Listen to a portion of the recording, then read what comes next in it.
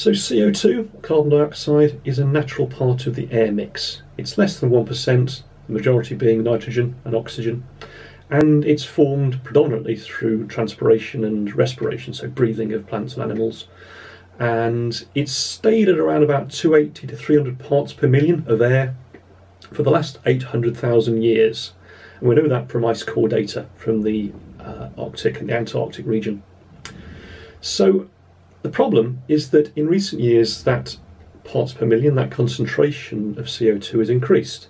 And it's been increasing gradually since around about 1760, the Industrial Revolution.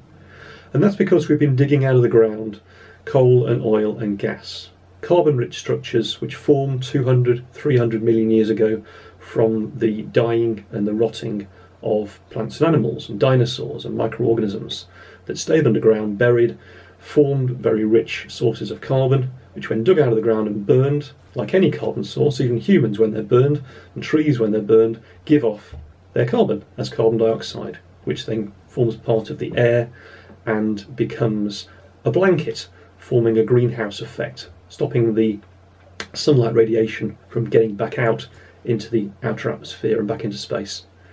So there's the problem, and we have about 10 years to fix it, because CO2 has a lifetime in the atmosphere of about 100 years.